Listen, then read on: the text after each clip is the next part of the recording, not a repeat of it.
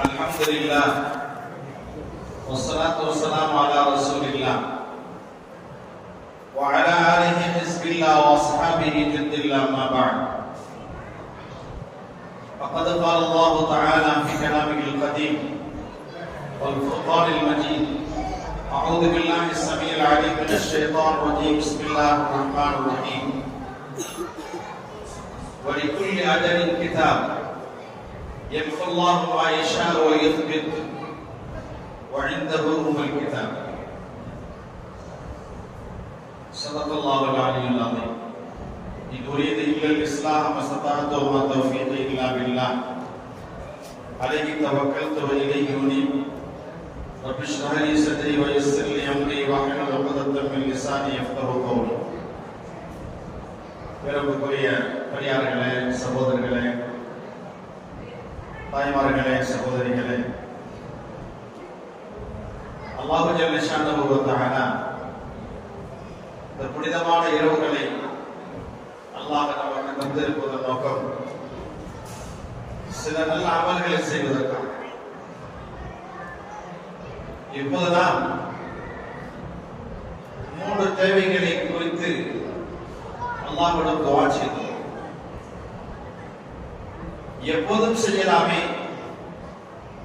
இந்த இரவுதான் செய்ய வேண்டுமா அல்லது யாசினை ஓதிதான் கேட்க வேண்டுமா என்று சந்தேகம் எழலாம்.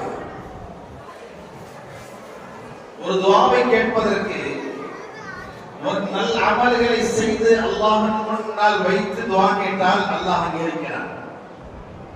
நாம் அல்லாஹ்வுடைய வேதம் என்றால் அல்லாஹ் பேசிய பேச்சு கலாமுல்லாஹ், அவன் பேசிய பேச்சு தான் கலாமுல்லாஹ் குர்ஆன். இந்த குர்ஆனிலே கல்புல் குர்ஆன், குர்ஆனுடைய உள்ளம் என்று ஒன்று இருக்கிறது, அதுதான் யாசின் சூரா. இந்த யாசின் சூரா சாதாரணமாக இறங்கல, ஆயிரக்கணக்கான மலக்குகளோடு ஜிப்ரீல் அலைஹிஸ்ஸலாம் இறக்கி வைத்தார். அதனால் அந்த சூராவுக்கு அல்லாஹ்விடத்தில் அவ்வளவு மதிப்பு. அந்த மதிப்புமிக்க சூராவில் அந்த குர்ஆனுடைய உள்ளத்தை, ஒவ்வொன்றுக்கும் ஒரு உள்ளம் இருக்கிறது.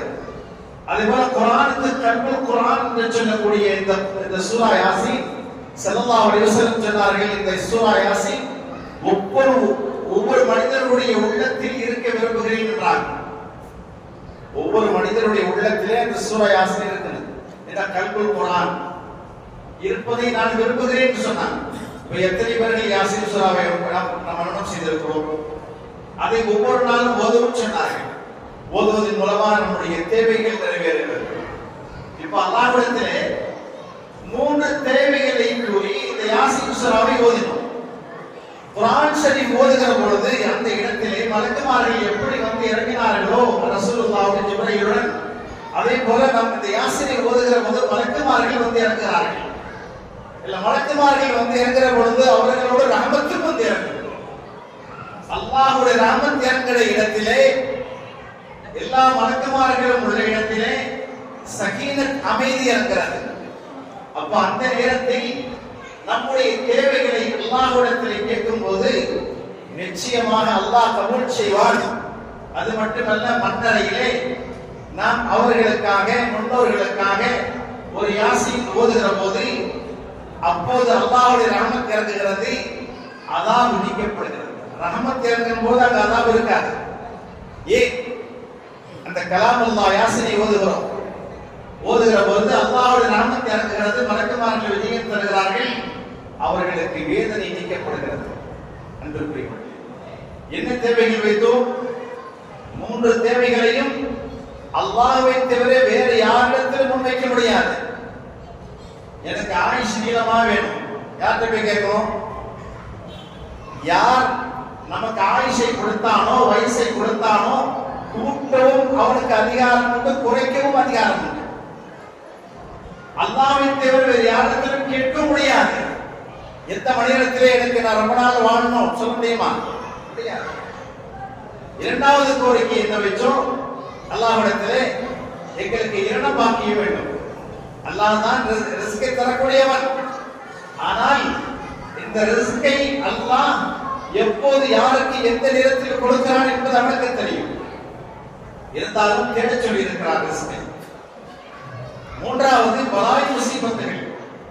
அல்லாஹ் ஒவ்வொரு முசீபத்துகளையும் அதாவது அல்லாஹ்விடத்துல கேட்கிறோம். விண்ணிலிருந்து தான் அந்த முசீபத்துகள் இறங்குகிறது.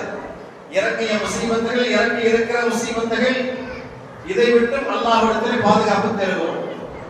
இதை எந்த மனிதத்திலும் கேட்க முடியாது. எனக்கு முசீபத்து இல்லாம வாழணும், எனக்கு தேவை நிறைவேறணும், ஒருவற்ற போய் நான் வீடு கட்டணும், யாராவது காசு கொடுப்பாங்களா வீடு கட்டுறதுக்கு, நான் கார் வாங்கணும், யாராவது காசு கொடுப்பாங்களா, நம்ம படைத்தவன்கிட்ட கேட்கலாம். வீடு கட்டணும், கார் வாங்கணும், நான் நல்ல சந்தோஷமா வாழ்வாங்க, பழக்கத்தோடு வாழணும், யார்கிட்ட கேட்கலாம்? படைத்தவனிடத்திலே கேட்கலாம். அதுபோல அல்லாஹ்விடத்திலே எனக்கு ஆயுஷ், நான் உன்னை வணங்கணும், என்னுடைய தேவைகள் நிறைவேறணும், என் நேரமும் உன்னை வணங்குவதற்கு ஆரோக்கியமான வாழ்க்கையை கொடு என்று யாரிடத்தில் கேட்கணும்? யார் நம்மை படைத்தானோ அவரிடத்தில் கேட்கணும். சகோதரர்களே, அல்லாஹ் தாயின் வயிற்றில் இருக்கிற போதே நம்முடைய எல்லா விதிகளையும் எழுதிவிட்டான். இன்னும் சொல்ல போனால், இந்த உலகத்தை வானம் பூமி படைப்பதற்கு முன்னால், எல்லா மலக்குமார்களும் ஜின்களும் எல்லா மனிதர்களும் படைப்பதற்கு முன்னால் அல்லாஹ் கலமை படைத்து லவ்ஹுல் மஹ்ஃபூஸை படைத்து விதியை எழுதிட்டான். அல்லாஹ் கலமை படைக்கும் போது அந்த கலம் கேட்டுச்சு, கலந்த பெண் அல்லாஹ்விடத்திலே என்ன எழுதுவது என்று கேட்டுச்சு. அல்லாஹ் சொன்னான், கியாமத் நாள் வரைக்கும் என்ன நடக்குமோ அத்தனையும் எழுதி முடி. அல்லாஹ் சொல்ல எழுதி கொண்டே இருந்தது. அதுதான் நடக்கும். கியாமத் நாள் வரையிலும் அல்லாஹ் எதை விதியில் எழுதியிருக்கிறானோ அதன்படிதான் நடக்கும். அதே நேரத்தில் அதை மாற்றம், எந்த விதியை அல்லாஹ் எழுதினானோ மாற்றவும் அழிக்கவும் அப்படியே இருக்கவும் ஆற்றல் பெற்றவன் அல்லாஹ். இன்னைக்கு நம்ம விதியில் இருந்துதான் ஏடுகள் எடுக்கப்படுது. ஒரு ஆண்டுக்கான ஏடுகள் ஒவ்வொரு வருஷமும் புதுப்பிக்கப்படும். அப்போ அந்த ஏட்டிலே என்ன எழுதப்பட்டிருக்கிறது நமக்கு தெரியாது.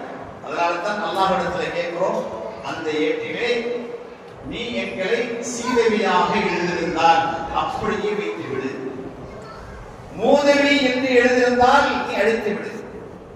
தாய் கற்பத்தில் இருக்கிற போதே 4 கலிமாக்கள் எழுதப்படுகிறது. எல்லோருக்கும் தெரிந்த ஒன்றுதான்.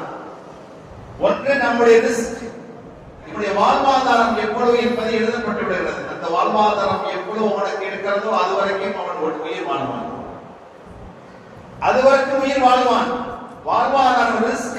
ஒரு விடர் தண்ணீர் இருந்தாலும் குடித்து விட்டு தான் போவான், ஒரு விடர் பால் இருந்தாலும் குடித்து விட்டு தான் போவான். மலக்கள் வருவாங்க, இவனுடைய ரிஸ்க் எல்லா இடத்திலும் தேடி பார்த்துட்டேன், எங்கேயும் கிடைக்கல. எந்த வயல்ல பார்த்துட்டேன், மரத்துல பார்த்துட்டேன், ஏதாவது கனி வர்க்கங்கள் இருக்கா இவனுக்கு பாக்கி இல்ல. காய்கறி அதாவது காய்கறிகள் இருக்கிறதா இல்ல,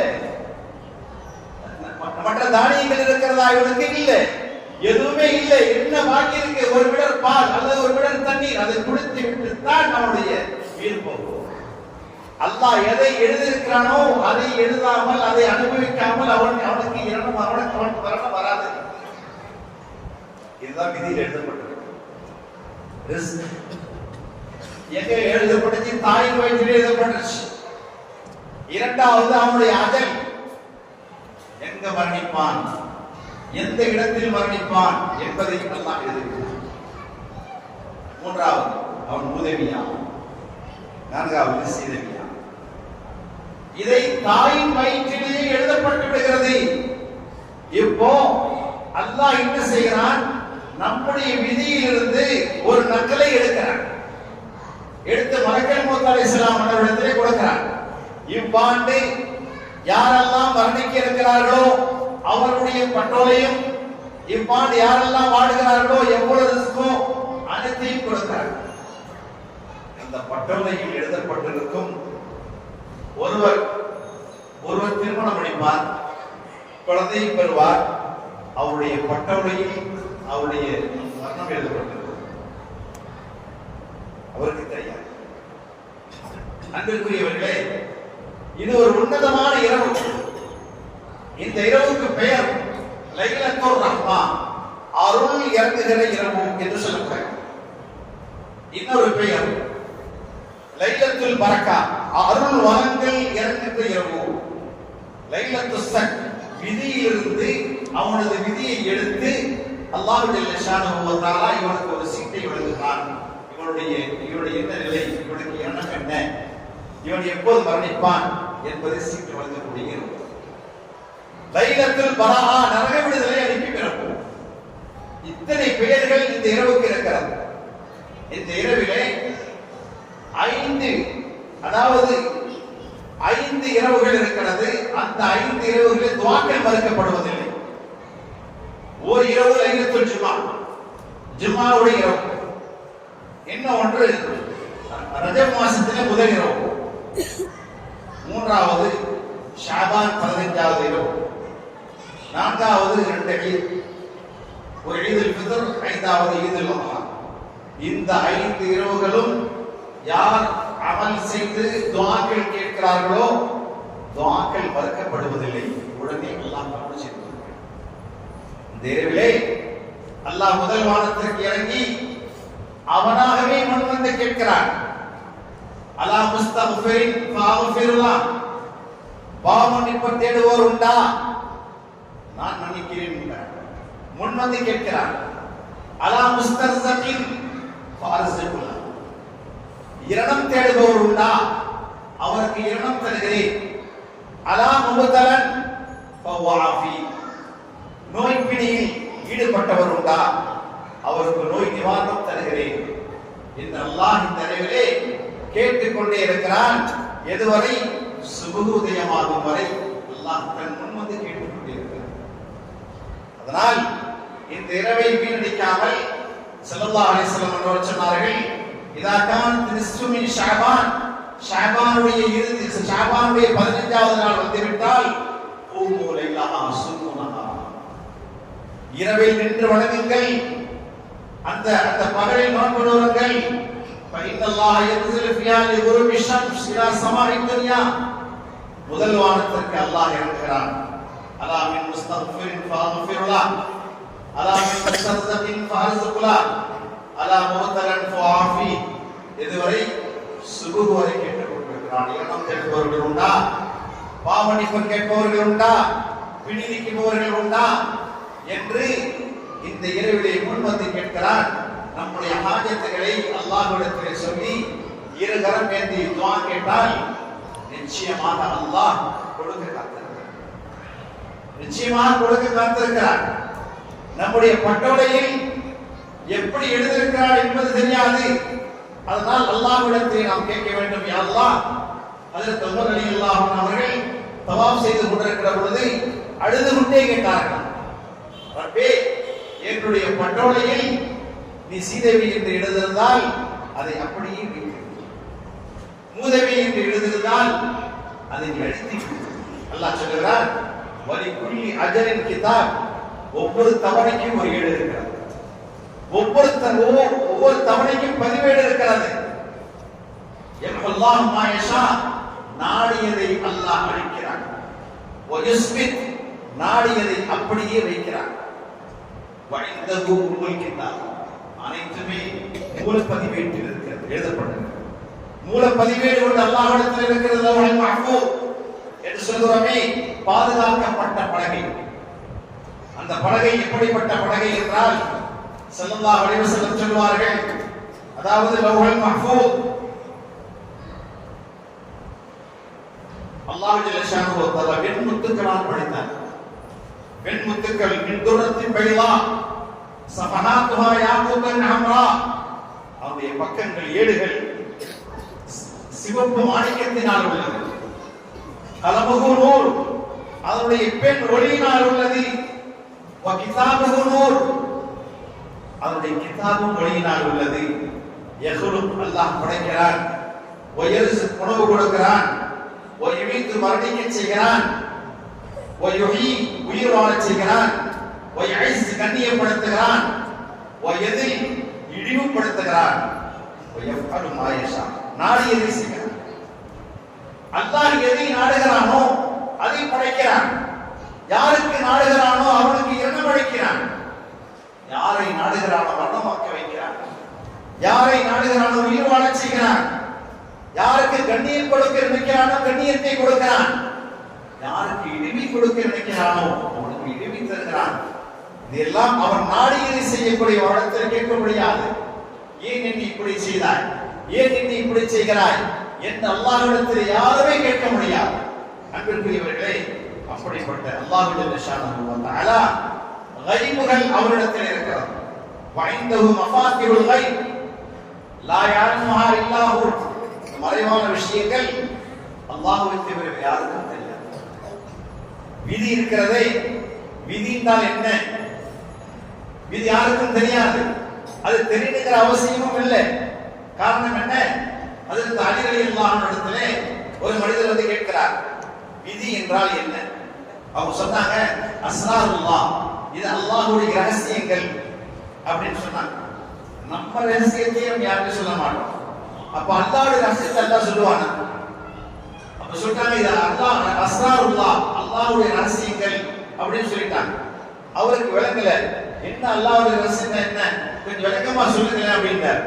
அதுக்கு அலி சொன்னாங்க, தரீக்கும் முதுரிமா, இருண்ட இருள் சொன்னாங்க. இருண்ட இருள், இருண்ட இருளிலே ஒரு மனிதன் எப்படி எப்படி போக முடியும், நடந்து போக முடியுமா? நிச்சயமா முடியாது, போக முடியாது. அவருக்கு வழங்கல, என்ன இருண்ட இருளை என்ன வழங்கல, எப்படி என்ன செய்ய முடியும் இருண்ட இருள? அப்ப மீண்டும் மூன்றாவது தடவை கேட்கிறார், இருண்ட இருளை என்னன்னு கேட்கிறார். பஹ்ருன் அமீக், ஆழமான கடல். கேட்காதே, ஆழமான கடலில் மூழ்கினால் என்ன ஆகும், உன் நிலைமை என்ன ஆகும் யோசித்து பார், விதியை பற்றி கேட்காதே என்றார்கள். அதில் தாலிகள் அதனால் விதி என்றால் நம்பணும். அல்லாஹ் விதியை எழுதிவிட்டான், விதி நம்ம கலா கதரை நம்பணும். ஆனா கலா கதரை மாற்றக்கூடிய தன்மை அல்லாஹ்வுக்கு உண்டு. ஏன்? அவன் தான் அடிக்கவும் செய்கிறான், அவன் தான் தரிபடவும் செய்கிறான். எது மாற்றும்? இல்ல துஆ, லா யர்துல் கலா இல்ல துஆ வ ஸதகா. தானம் தர்மங்கள் விதியை மாற்றும், தானம் தர்மம் செய்வது விதியை மாற்றும், துஆக்கள் விதியை மாற்றும். மாற்றக்கூடிய ஆற்றல் அந்த துஆவுக்கு உண்டு, மாற்ற விதியை மாற்றக்கூடிய ஆற்றல் நம் தர்மத்துக்கு உண்டு.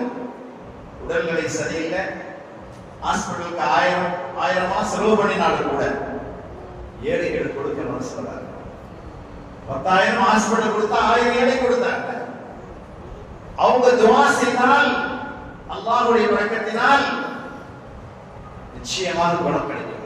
ஸல்லல்லாஹு அலைஹி வஸல்லம் சொல்வார்கள், தாவூத் மலவாக்கும் சதகா, இந்த சதகாவின் மூலமாக ஒரு வியாதிக்கு மருந்து கொடுங்க. ஸல்லல்லாஹு அலைஹி வஸல்லம் அப்போ அல்லாஹ்விடத்திலே பிடியை மாற்றக்கூடிய ஒரு ஆற்றல் எதுக்கு இருக்கிறது? சதகாவுக்கு இருக்கிறது, துஆவுக்கு இருக்கிறது. அடுத்து சொன்னார்கள், இரணம் பாக்கியம் வேணுமா, அதுக்கு என்ன செய்யணும் அப்படின்னா ஸல்லல்லாஹு அலைஹி வஸல்லம் சொல்வார்கள். அதற்கு அன்பிற்குரியவர்களே, அல்லாஹ் சொல்வான், இந்த கைபான விஷயங்கள் அல்லாஹ்வை தவிர வேறு யாரும் அறிய முடியாது. அல்லாஹ் சொல்வான், மஃபாத்திஹுல் கைப் லா யஅலமுஹா இல்லா ஹு. இந்த கைபான விஷயங்கள் அல்லாஹ்வை தவிர யாருக்கும் அறிய முடியாது. கைபுடைய, அதாவது மறைவான விஷயங்களுடைய திறவுகோல் அவரிடம் இருக்கிறது, அல்லாஹ்விடம் இருக்கிறது. லா யஅலமுஹா இல்லா ஹு. அடுத்து வயஅலமு மா ஃபில் பர்ரி வல் பஹர், கடலிலே என்ன நடக்கிறது தெரியுமா நமக்கு? அது தரையிலே என்ன நடக்கிறது தெரியுமா? நம் ஊரிலே என்ன நடக்கிறது தெரியாது. ஊர்ல யாரா இறந்து விட்டால் கூட முதல்ல செய்தி வெளிநாட்டுல தான் வருது, இன்னும் உடம்பு சரியாக இறந்துட்டாங்க, அதுக்கு போது நமக்கு செய்தி வருது. இப்ப நம்ம ஊர்ல நடக்கிறது நமக்கு தெரியறதில்லை. அப்போ எந்த பூமியிலே என்ன நடக்கிறது, இந்த கடலிலே என்ன நடக்கிறது, எத்தனை உயிர்கள் வாழ்ந்து கொண்டிருக்கிறது கடலிலே தெரியுமா? இது எல்லாம் அல்லாஹ்வுக்கு மறைந்ததல்ல. وما تسقط من ورقة إلا يعلمها ولا حبة في ظلمات الأرض ولا رطب ولا يابس إلا في كتاب مبين. மரத்திலே விழுகின்ற இலை முதல் கொண்டு அது காய்ந்த இலையா ஈரமான இலையா அல்லாஹ் ஒரு இடத்தில் தான் தெரியும். ஒவ்வொரு மரத்திற்கும் மரக்கை நியமித்து வைத்திருக்கிறான் அல்லாஹ். அந்த மரக்கு பதிவு செய்கிறான், யா அல்லாஹ், இந்த மரத்திலிருந்து இத்தனை இலைகள் கீழே விழுந்தன, அந்த இலைகள் காய்ந்ததா, அந்த இலைகள் ஈரமானதா, அதையும் பதிவு செய்கிறார். அந்த மரத்திலே ஊசி போல் ஒரு துளை இருந்தாலும் கூட அதற்கு உள்ளேயும் மலக்கு இருக்கிறார். அந்த மலக்கு அல்லாஹ்விடத்தில் சொல்கிறார், யா அல்லாஹ், இந்த மரம் காய்ந்திருக்கிறது, இந்த மரம் ஈரமாக இருக்கிறது என்பதை அல்லாஹ்விடத்திலே சொல்லிக் கொண்டிருக்கிறார்.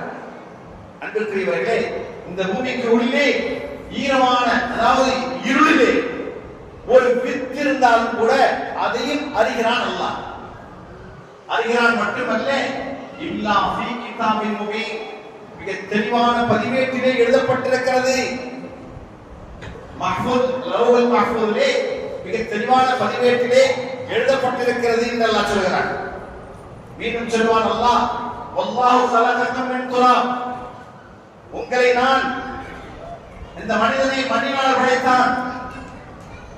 தும்ம மின் நுத்ஃபா, பிறகு இந்திரத்துளியிலிருந்து படைத்து, தும்ம ஜஅலக்கும் அஸ்வாஜா, பிறகு ஆண் பெண் இரண்டையும் ஜோடியாக படைத்தான் அல்லாஹ். வமா தஹ்மிலு மின் உன்ஸா வலா ததஉ இல்லா பிஇல்மிஹி, ஒரு பெண் கருத்தரிப்பதும் ஒரு பெண் குழந்தை பெற்றெடுப்பதும் அவனுடைய அறிவில் இல்லாமல் இல்லை. அவனுடைய அறிவில் இருக்கு, இல்லை அவனுடைய அறிவில் இருக்கு, நம் அறிவில் இல்லை. ஆனால் உலகத்திலே எந்த பெண் கருத்தரித்தாலும் அல்லாஹ்வுக்கு தெரியாமல் இல்லை. எந்த பெண் கருத்தரிக்கிறதோ, எந்த பெண் குழந்தை பெற்றெடுக்கிறதோ அவனுடைய அறிவில் இருக்கு எல்லாமே. அவனுக்கு தெரியாமல் குழந்தை பெற்றெடுக்க முடியாது, அவனுக்கு தெரியாமல் கருத்தரிக்க முடியாது. இதை ஒரு முஸ்லிம் நம்ப வேண்டும். அடுத்து வமா யுஅம்மரு மின் முஅம்மரின், வயதானவர்களின் வயது கூட்டுவதும் குறைப்பதும், வலா யுக்ஸு மின் அம்ரிஹி இல்லா ஃபீ கிதாப், வயசு கூட்டுவதும் குறைப்பதும் எல்லாமே அவருடைய அந்த பட்டோலையில் எழுதப்பட்டிருக்கிறது என்று அல்லாஹ் சொல்றான். இன்னதாலிக அலல்லாஹ் யஸீர், சொல்லிட்டு அல்லாஹ் சொல்லுவான், இதெல்லாம் எனக்கு ரொம்ப லேஸ், இதுக்கு ரொம்ப கடினம் தான் நினைக்காதீங்க, எனக்கு இது ரொம்ப லேஸ். அன்பிற்குரியவர்களே, வமா, அல்லாஹ் சொல்லுவான், வமா தகூனு ஃபீ ஷஅனி வமா தத்லூ மின்ஹு மின் குர்ஆன், நீங்கள் எந்த நிலையில் இருந்தாலும், குர்ஆனை எதை ஓதினாலும், வலா தஅமலூன மின் அமலின் இல்லா குன்னா ஷுஹூதன் இத் துஃபீதுன மின்ஹு வலா யஹ்ஸபு அன் ரப்பிக மின் மிஸ்காலி தர்ரத்தின் ஃபில் அர்தி வலா ஃபிஸ் ஸமா வலா அஸ்கர் மின் ذلك இல்லா ஃபீ கிதாபின் முபீன் வலா அக்பர் இல்லா ஃபீ கிதாபின் முபீன். அல்லாஹ் சொல்றான், நீங்கள் எந்த நிலையில் இருந்தாலும், எதை ஓதினாலும், எந்த அமல் செய்தாலும் கணக்கில்லாமல் ஷுஹூதுகள், சாட்சிகள் இருக்கிறார்கள், மலக்குமார்கள் ஒவ்வொன்றையும் எழுதி கொண்டிருக்கிறார்கள். அது விண்ணிலே இருந்தாலும், பூமியிலே இருந்தாலும், வானத்திலே இருந்தாலும், அது சிறியதோ பெரியதோ எல்லாமே அந்த கிதாபில் எழுதப்பட்டிருக்கிறது, விதியில் எழுதப்பட்டிருக்கிறது என்று அல்லாஹ் சொல்றார். அன்பிற்குரியவர்களே, நமக்கு ரிஸ்க் வேணும்னா என்ன செய்யணும்னு ரசூலுல்லாஹ் சொல்லி கொடுக்குறாங்க. என்ன செய்யணும்? ரிஸ்க் அபிவிருத்தி வேணுமா, அதுக்கு என்ன செய்யணும்னா, நம் வாழ்நாள் அதிகமாக வேணுமா, எதுக்கு ரசூலுல்லாஹ் சொல்றாங்க, நீங்கள் இஸ்திக்ஃபார் தேடுங்கள். அல்லாஹ் சொல்வான், இஸ்தக்ஃபிரு ரப்பக்கும் இன்னஹு கான கஃபார், அல்லாஹ்விடத்திலே பாவ மன்னிப்பு தேடுங்கள், அவன் மன்னிப்பு மிக மிக மன்னிப்பவனாக இருக்கிறான். மன்னித்த பிறகு யுர்சிலிஸ் ஸமா அலைக்கும் மிதராரா, விண்ணிலிருந்து மழை இறக்கி செய்வான். வயுந்திருக்கும் பி அம்வால், உங்களுடைய பொருளாதாரத்தை கொடுப்பான். வபனீன், மக்களை கொடுப்பான். வயுந்திருக்கும் பி அம்வாலி வபனீன் வயஜஅல் லக்கும் ஜன்னாத்தி வயஜஅல் லக்கும் அன்ஹாரா, தோட்டங்களையும் அந்த தோட்டத்தில் மழையின் மூலமாக ஆறுகளாக ஓடச் செய்வான். இஸ்திக்ஃபார் செய்தால் அல்லாஹ் இரக்கத்தை கொடுப்பான். ஆயில் விடுகிறமா ஃபல்யஸ்ர் ரஹிமஹு, நம்முடைய உறவினர்களோடு சேர்ந்து நடக்கல் என்று சொன்னார். சேர்ந்து நடந்தாலே ஆயுள் அதிகரிக்கிறது என்று. அது இல்லாததினால்தான் 40, 30, 50 வயசுல போயிடுது. ஒரு காலத்தில் எப்படி இருந்தோம், உறவினர்களோடு சேர்ந்து இருந்தோம். அதனால ஆயிஷா அல்லாஹ் நீட்டி கொடுத்து கொண்டே இருந்தான். 90 வயசு 100 வயசு வரைக்கும் வாழ்ந்தாங்க. இன்னைக்கு அந்த உறவுகள் எல்லாம் போயிடுச்சு. பிள்ளைகளை யார் எவருன்னு கேட்கணும். நம்ம நிலைமை ஆயிடுச்சு. சொந்தக்காரர்களே யாரும் தெரியல. அந்த நிலைமை வந்தால் ஆயுஷ் விதியை பற்றி அறிஞர்கள் சொன்னார்களே, கேட்காதே, அது அஸ்ராருல்லா. ஒரு சம்பவத்தை என்று சொல்கிறேன், கேட்டதுதான். சுலைமான் அலைஹிஸ்ஸலாத்துடைய காலத்திலே ஒரு மனிதர் வந்தார். சுலைமான் அவர்கள் அலைஹிஸ்ஸலாம் அவர்களே, அல்லாஹ் உங்களுக்கு பறவைகளுடைய எல்லா பாஷைகளை கற்றுக் கொடுத்திருக்கிறார், பல ஆற்றலை தந்திருக்கிறார். அந்த ஆற்றலில் ஒரு பல முஅஜிசாக்களில் ஒரு முஅஜிசா, எல்லா பறவைகள், வனவிலங்குகள், எறும்பு முதல்கொண்டு என்ன பேசுமோ அத்தனை பாஷைகளையும் அதில் சுலைமான் கற்றுக் கொடுத்தாங்க. ஒரு மனிதர் வந்து கேட்கிறார், எனக்கு ஒரு மிருகத்தினுடைய பாஷையை நான் எனக்கு கற்றுக் கொடுங்கன்றார். சுலைமான் அலைஹிஸ்ஸலாம் சொன்னாங்க, அந்த ஆற்றல் கற்றுக் கொடுக்கக்கூடிய ஆற்றல் எனக்கு இல்லாம வாழ்ந்தார். அவன் விடுற மாதிரி இல்லை, அல்லாஹ்ட்ட கேட்டு கற்றுக் கொடுத்துருவான். அப்ப அவங்க கேட்டாங்க, உனக்கு எந்த மிருகத்தின் மீது உனக்கு ஆவல் இருக்கு, அந்த பாஷை நீ கற்றுக்க போற? அவன் சொன்னா, எங்கிட்ட பூனை இருக்கு, பூனையுடைய பாஷையை கற்றுக் கொடு. காதில் ஊதினார்கள். பூனையுடைய பாஷை வந்து விட்டது. நான் சென்று வருகிறேன் என்று சென்று விட்டான். வீட்டில் 2 பூனைகள், அது பேசிக் கொள்கிறது. அது பேசும்போது காதில் கேட்கிறான். என்ன பேசுகிறது? ஒரு பூனை சொல்லுகிறது, பூனையே, நான் ரொம்ப பசியாக இருக்கிறேன், பசி என்னை போட்டு வாட்டுகிறது, நான் இறந்து விடுவேன் போல் தெரிகிறது, எனக்கு ஏதாவது உணவு தேடி கொண்டு வாரேன் என்று சொல்லும் போது அந்த பூனை சொன்னதா, கவலைப்படாது, நம்முடைய எஜமான் இருக்காங்க, கோழி வளர்த்துக்கிட்டு இருக்கிறான், கோழி நாளைக்கு சாவு போதும், அது உனக்கு தான் இறங்க, நம்ம 2 பேரும் அதை சாப்பிடுவோம் என்று அந்த பூனை சொல்லிச்சு. இதை இவன் காதல கேட்டான். காதல கேட்ட பிறகு காலையில் எழுதிச்ச உடனே சேவல் எடுத்துட்டு போய் சத்தரி வித்துட்டான், வித்து காசு ஆகிட்டான். அன்று பூராவும் பட்டினியாக கிடந்து அந்த பூனை சொல்லிச்சான், தேடி தேடி பார்த்து அந்த கோழியை காண, சேவலை காணல, இப்ப என்ன செய்வது, எனக்கு பசி அதிகமாக இருக்கிறது, நான் செத்து விடுவேன் போல் தெரிகிறது, ஏதாவது உணவு கொண்டு வாயே என்று பொறுமையாக இன்னைக்கு ஒன்னும் கவலைப்படாத, நாளைக்கு எஜமான் ஆடு வளர்க்கிறான் பாரு, அந்த ஆடு செத்து போகுது, அந்த ஆட்டை நீ சாப்பிடலாம் அப்படின்ட்டு அந்த பூனை சொல்லிச்சு. சரி, பொறுமையாக இருந்துச்சு. மக்கிய நாள் காலையில் என்ன செஞ்சா, ஆட்டை போய் சந்தையில் அவன் காசு ஆகிட்டான். அன்று புறாவும் தேடி தேடி பார்த்துச்சு, அந்த ஆட்டை காணல. பூனை பூனைட்டு சொல்லிச்சு, எஜமான் என்ன செஞ்சான்னு தெரியல, எங்க புதைச்சான்னு தெரியல, ஆட்டையை காணும் பூனையே இல்லை, அவன் எங்கேயும் புதைக்கல, அதையும் காசு ஆகிட்டான், கொண்டு போய் வித்துட்டு அப்படின்னு சொல்லிச்சு. இப்ப என்னதான் செய்யறது, இனிமேல் என்னால் தாங்க முடியலையே, பசி அதிகமா இருக்கு, ஏதாவது உணவு கொண்டு வாயேன்னு சொல்லுது. ஒன்னும் கவலைப்படாது, நாளைக்கு எஜமானே செத்து போவார்கள், எஜமானே செத்து போவாருக்கான், அவன் செத்துட்டா அவனையே நீ சாப்பிட்டுலாம், நம்ம சாப்பிட்டுலாம் அப்படின்னு சொல்லிச்சு. இதை காதுல வாங்கிட்டு சுலைமான் அலைஹிஸ்ஸலாத்துக்கு ஓடுறான்.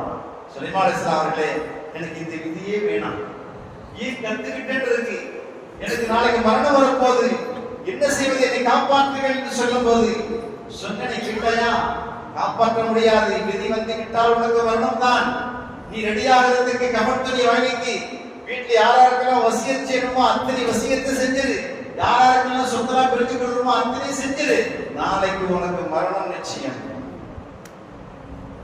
அதனால் விதியை பற்றி யாரும் கேட்கக்கூடாது. விதி எப்படி இருக்கும், அல்லாஹ் எப்படி எழுதிருப்பான், நம்ம என்ன செய்யணும்னா அல்லாஹ்விடத்தில் நம்முடைய விதி எப்படி இருக்குன்னு தெரியாது, நீ இப்படி எழுதிருந்தால் எனக்கு இப்படி கொடு, எனக்கு விஸ்தீர்ணமான இன்பத்தை கொடு, எனக்கு ஆயுளை நீடித்து கொடு, ஏன்னா உன்னை நான் வணங்கணும், எனக்கு ஆரோக்கியத்தை கொடு, நான் வியாதியை படுத்து கிடந்தா எனக்கு 3 கேட்போம், 3ல 2 கிடைச்சிச்சு, 1 கிடைக்கலனாலும் கஷ்டம். 3ல 2 கிடைச்சிச்சு, நல்ல வாழ்வாதாரம் கிடைச்சிச்சு, நீண்ட ஆயுள் கிடைச்சிச்சு, ஆனா வியாதியில படுத்து கிடந்தா என்ன செய்ய முடியும் சொல்லுங்க பார்ப்போம், என்ன செய்ய முடியும்? நீண்ட ஆயுள் வாழலாம், நல்ல பணங்கள் இருக்கு, வியாதி வந்துருச்சு, வியாதியை வச்சுக்கிட்டு என்ன வாங்க முடியும்? ஆரோக்கியத்தை வாங்க முடியுமா? கடையில போய் இந்த மருந்தை வாங்கி சாப்பிடலாம் காசு எடுத்து. சரி, இந்த மூணுல வேற ஏதாவது ஒன்று வாங்க. இரணம் இல்லை, மற்ற ரெண்டா இருக்கு. உலகத்தில் இருந்து நம்ம கஷ்டப்பட்டு ஏழ்மையாகவே வாழ்ந்து ஏழ்மையாக மரணித்து என்ன நிம்மதி இருக்கு உலகத்தில் சொல்லுவோம்? இந்த மூன்றுமே மனுஷனுக்கு அவசியம். நிம்மதியான வாழ்க்கை வேணும், ஏராளமான வாழ்வாதாரங்கள் வேணும், நிம்மதியான வாழ்க்கை, நோய் இல்லாத வாழ்க்கை வேணும், நீண்ட ஆயுளை வேணும். ஏன் நீண்ட ஆயுள்? தீமை செய்வதற்கு அல்ல. ஸல்லல்லாஹு அலைஹி வஸல்லம் நடந்த ஒரு மனிதர் வந்தார். யார் ரசூலுல்லாஹ்? யார் அதாவது யார் நல்ல மனிதர்? ஸல்லல்லாஹு அலைஹி வஸல்லம் சொன்னாங்க, எவருடைய வயசு நீளமாக கொடுக்கப்பட்டதோ, எவருக்கு நீளமாக கொடுக்கப்பட்டு நல்ல அமல்கள் செய்தாரோ அவர்தான் நல்லவர். அமல்களில் சிறந்தது எதுன்னு கேட்டாங்க. அமலில் சிறந்தது உலகத்தை விட்டு பிரிகிற பொழுது எவருடைய நாவு அல்லாஹ்வுடைய திக்ர் செய்து செய்து ஈரமாக இருக்கிறதோ அவருடைய அமல் தான் சிறந்த அமல் சொன்னாங்க. இந்த இரவிலே நாம் மரணித்தவர்களுக்கு யாசின் ஓதி துஆ செய்கிறோம். ஏன்? அங்கு சென்றால் நமக்கு மரண சிந்தனை வரும். ரசூலுல்லாஹி ஸல்லல்லாஹு அலைஹி வஸல்லம் அவர்கள் இந்த இரவிலே அந்த பைத்துல், அதாவது ஜன்னத்துல் பக்கீக்கு சென்று அல்லாஹ்விடத்திலே விண்ணை நோக்கி துஆ செய்திருக்கிறார். ஏன்? நம் சகோதரர்கள், நம் முன்னோர்கள், நம்முடைய மூதாதையர்கள் நமக்கு முன் சென்று விட்டார்கள். அவர்கள் எந்த நிலையில் இருக்கிறார்கள் என்று தெரியாது. அவர்கள் நம்மை எதிர்பார்த்து கொண்டிருக்கிறார்கள். நம்முடைய உறவினர்கள் நமக்கு ஏதாவது அனுப்ப மாட்டார்களா? சிலர்கள் கஷ்டத்தில் இருப்பார்கள். எந்த கஷ்டம் என்றால், நடு கடலிலே ஒருவர் தத்தளித்துக் கொண்டிருக்கிறார், நீச்சல் தெரியல, யார் காப்பாற்றுவது? கத்துகிறார், கதறுகிறார். அந்த நிலையில் அவர் அங்கு இருந்தால் யார் காப்பாற்ற முடியும்? சொல்லுங்க பார்ப்போம். நடு கடலில் யார் இருப்பார்? அதே போல் ஒரு கபரில் இருக்கக்கூடியவர் தன்னுடைய பாவத்தால் அவர் கத்திக் கொண்டிருப்பார், கதறி கொண்டிருப்பார். இந்நேரத்தில் நாம் அங்கு சென்று ஒரு யாசினை ஓதி துஆ செய்தால் அது காப்பாற்றும். அவர் என்ன கஷ்டத்தில் இருந்தாலும் அல்லாஹ்வுடைய ரஹமத் அங்கு இருக்கிற பொழுது அதாப் நீக்கப்படுகிறது.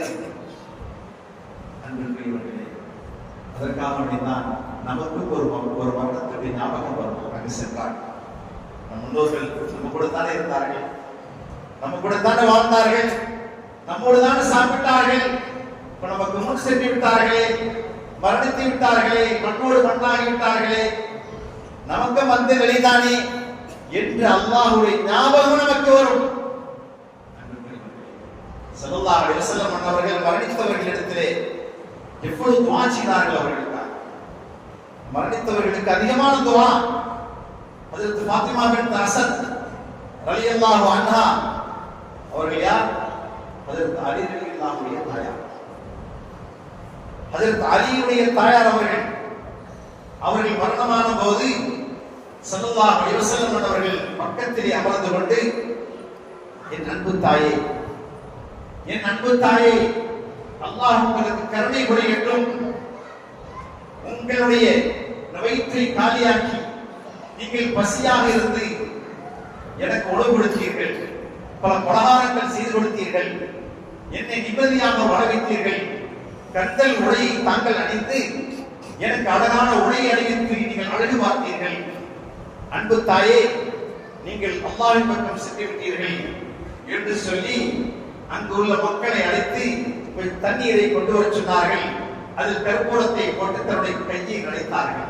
இப்போது குளிப்பாட்டுங்கள் என்று சொன்னார்கள். அவர்கள் குளிப்பாட்டப்பட்டதை அவருடைய கஃன் துணிக்காக தன்னுடைய மேலாடை எடுத்துக் கொடுத்தார்கள். தான் அணிந்திருந்த மேலாடையை எடுத்துக் கொடுத்தார்கள். யாருக்கு? அலி ரலியல்லாஹுடைய தாயாருக்கு எடுத்துக் கொடுத்து அவர்களுக்கு கஃனிடப்பட்டு பிறகு மண்டலைக்கு சென்று அங்கு கபர் தோண்டினார்கள். நெஞ்சி வரை தோண்டி அங்குள்ள மண்ணை எல்லாம் ரசூலுல்லாஹ் அள்ளி போட்டு விட்டு அங்கு புரண்டு புரண்டு படுத்தார்கள். ரசூலுல்லாஹ் மண்ணறையிலே புரண்டு படுத்தார்கள். புரண்டுபடுத்தி அவர்களை வாங்கி அந்த மண்ணறைக்குள்ளே வைத்து அடக்கம் செய்த பிறகு அல்லாஹ்விடத்திலே, அல்லாஹ் இந்த தாய்க்கு, இந்த அன்னைக்கு அருள் புரிவாயாக, இவருடைய பாவத்தை மன்னிப்பாயாக, இவர்களுக்கு சொர்க்கலோகத்தினுடைய பட்டாளையை அணிவிப்பாயாக என்று துஆ கேட்கிறார்கள். அப்போது சஹாபாக்கள் கேட்டாங்க, யா ரசூலல்லாஹ், எந்த மன்னரைக்கும் செய்யாத, எந்த மையத்துக்கும் செய்யாத இப்படிப்பட்ட செயலை தாங்கள் செய்திருக்கிறீர்களே, காரணம் என்ன என்று கேட்டபோது ஹஜ்ரத் அபூ தாலிப் ரலியல்லாஹு அன்ஹு, அபூ தாலிபுக்கு பின்னே, அவருடைய மரணத்திற்கு பின்னே இந்த அன்னைதான் என்னை அரவணைத்தார்கள், என் தாயை போல் அரவணைத்தார்கள், எனக்கு உணவு கொடுத்தவர்கள், உடை கொடுத்தவர்கள். அதனாலே தான் என்னுடைய மேலாடையை நான் அவர்களுக்கு கொடுத்தால் அந்த ஆடையை அணிவித்ததன் மூலமாக அல்லாஹ் சூன பட்டிகளை அவர்களுக்கு அணிவிப்பார். நான் புரண்டு படுத்தேனே இந்த மன்னரையிலே, காரணம் என்ன? இந்த மன்னரைக்கு அல்லாஹ் இந்த மன்னரை விசாலமாக்கி ஒளியை கொடுப்பானாக என்பதாகத்தான் நான் மன்னரையில் படுத்து புரண்டேன். இந்த அன்னைக்காக, இறந்தவர்களுக்காக ரசூலுல்லாஹ் இவ்வளவு கருணையோடு நடந்திருக்கிறார்கள். அன்பிற்குரியவர்களே, நாம் நமது பெற்றோர்களுக்காக, முன்னோர்களுக்காக, நம் சகோதரர்களுக்காக, ஊர் மக்களுக்காக, உலக முஸ்லிம்களுக்காக நாம் அவர்களை எண்ணி நினைத்து அவர்களுக்கு நன்மைகள் செய்து அனுப்பினால் அவர்கள் சந்தோஷப்படுவார்கள். அவர்கள் மறுபடிய வாழ்க்கை மிக சந்தோஷமாக அமையும் என்பதனாலே தான் இப்படிப்பட்ட இரவுகளில் ஸல்லல்லாஹு அலைஹி வஸல்லம் அவர்கள் அவர்களுக்காக துஆ செய்திருக்கிறார்கள். அன்பிற்குரியவர்களே, அது மட்டுமல்ல, ஒரு போரிலே, தபூக் போரிலே ஸல்லல்லாஹு அலைஹி வஸல்லம் அவர்கள் அப்துல்லாஹ் இப்னு மஸ்ஊத் ரலியல்லாஹு அன்ஹு அவர்கள் சொல்கிறார்கள், நான் ரசூலுல்லாஹ்வுடன் சென்றேன். அந்த தபூக் போரிலே பெருமானார் அவர்கள் ஒரு கூடாரத்திலே தங்கினார்கள். பிறகு நடுநிசையிலே எழுந்திருந்து பார்த்தேன், ரசூலுல்லாஹ்வை காணவில்லை. ரசூலுல்லாஹ்வை தேடி ஹஜ்ரத் அபூபக்கருடைய கூடாரத்திற்கு சென்றேன், அங்கும் காணவில்லை. பிறகு ஹஜ்ரத் உமர் ரலியல்லாஹு கூடாரத்திற்கு சென்றேன், அங்கும் காணவில்லை. பிறகு மிக தூரத்திலே ஒரு வெளிச்சம் தெரிகிறது, ஒரு நெருப்புடைய வெளிச்சம் தெரிந்தது. அந்த வெளிச்சத்தை பார்த்து சென்றேன். அங்கு ஹஜ்ரத் அபூபக்கர் இருக்கிறார்கள், பெருமானார் இருக்கிறார்கள், ஹஜ்ரத் உமர் இருக்கிறார்கள். அந்த இடத்திலே ஒரு ஜனாசா வைக்கப்பட்டிருந்தது. அந்த ஜனாசாவுக்காக வேண்டி அங்கு கபர் தோண்டப்படுகிறது. அந்த கபர் தோண்டப்பட்ட உடனே அந்த கபரிலே இவரை வைக்கும் போது ஸல்லல்லாஹு அலைஹி வஸல்லம் அவர்கள் இரு கரம் ஏந்தி துஆ செய்கிறார்கள். என்ன துஆ என்றால், இறைவா, இவருடைய அமலை அல்லாஹ்வுடைய திருத்தூதராகிய நான் பொருத்திக் கொண்டேன். உனது பொருத்தத்திற்கு தகுந்தால் நீ பொருத்திக் கொள்வாயே, அதே போல இவர் அமல் செய்தார். எந்த அமலை செய்தால் நீ பொருத்திக் கொள்வாயோ அத்தகைய அமலை இவர் செய்திருக்கிறார்.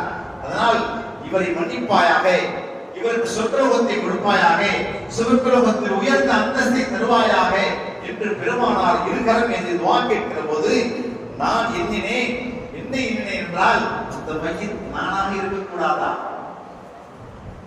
அந்த மையத் நானாக இருக்கக்கூடாதா என்று எண்ணினேன். காரணம், பெருமானார் இருகரம் என்று துஆ கேட்டிருக்கிறார்களே.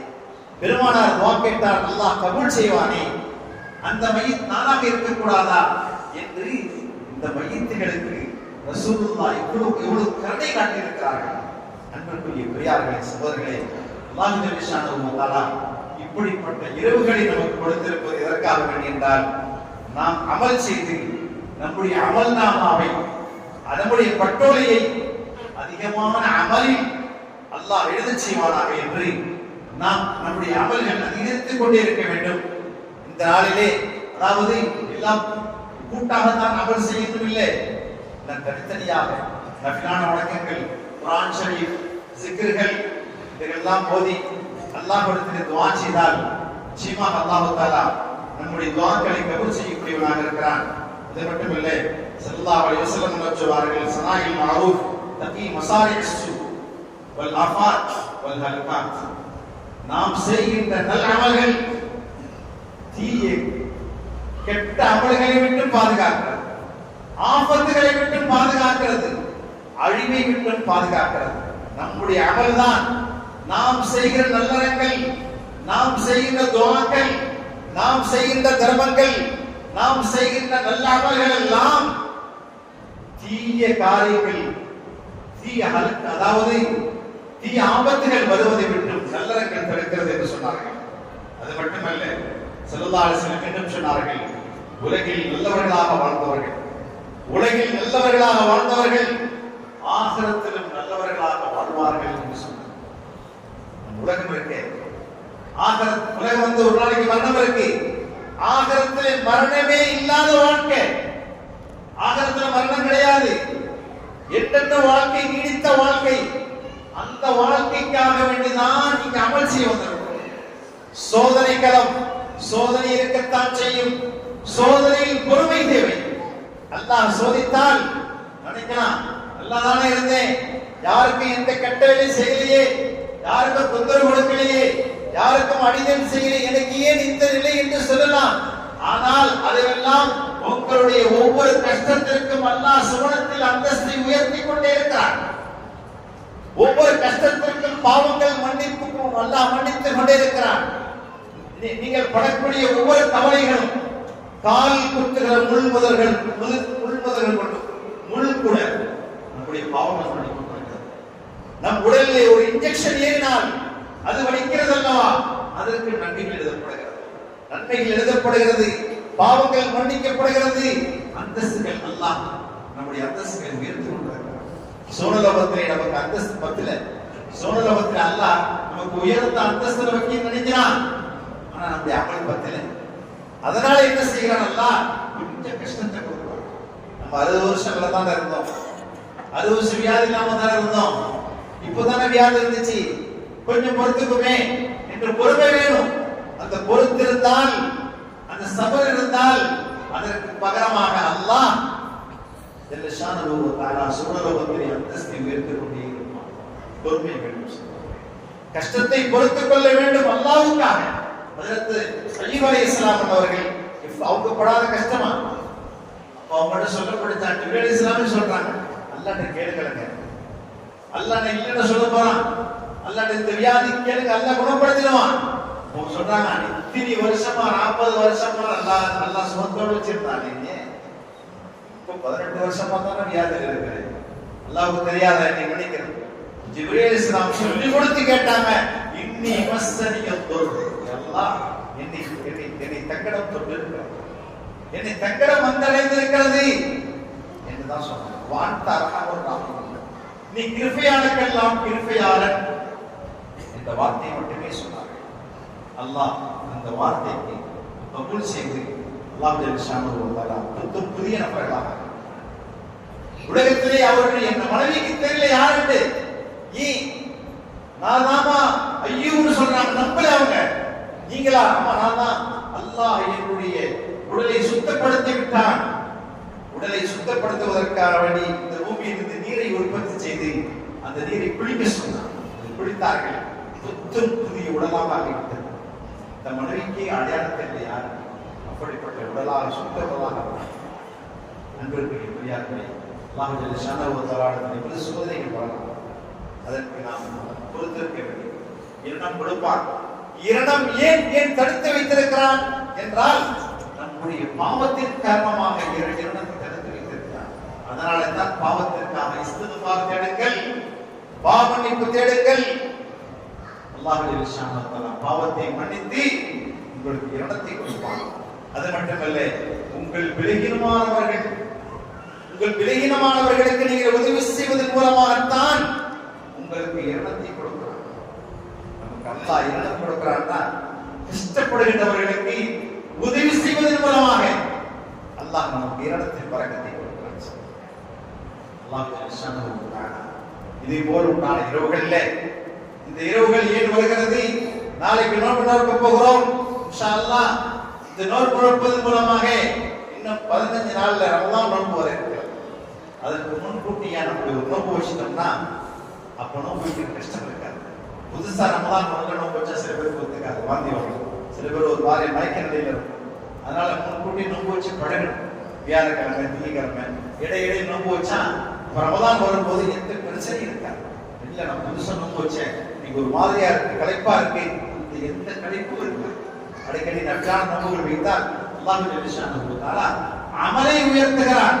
ஒவ்வொரு நாளும் அசரிலே ஃபஜ்ரிலே 2 நேரத்திலே நம்முடைய அமல் உயர்கிறது அல்லாஹ். அடுத்து ஒவ்வொரு வாரமும் ஒன்று திங்கட்கிழமை இன்னொரு வியாழக்கிழமை நம்முடைய அமல்களை உயர்த்துகிறார். வாரத்திற்கு ஒரு முறை ஜும்மா நாளில் அல்லாஹ் உயர்த்துகிறார். அடுத்து வருஷத்திற்கு ஒரு முறை ஷாபானுடைய இரவிலே நம்முடைய அமல்களை உயர்த்துகிறார். நம்முடைய அமல்கள் எல்லாம் உயர்கிற பொழுது ரசூலுல்லாஹ் சொன்னார்கள், நோன்பாளியாக இருக்க நான் விரும்புகிறேன்.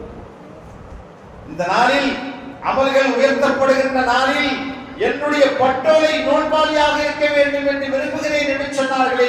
பாவமே இல்லாத முன்பின் செய்த பாவங்கள் மன்னிக்கப்பட்ட முஹம்மது ரசூலுல்லாஹ் ஸல்லல்லாஹு அலைஹி வஸல்லம் அவர்கள் சொன்னார்கள் என்றால் நம்முடைய நிலை என்ன? நம்முடைய பட்டோலையிலே நாம் நோன்பாளி என்று இருக்க வேண்டாமா? யாராவது ஆசைப்பட்டு இருக்கிறோமா?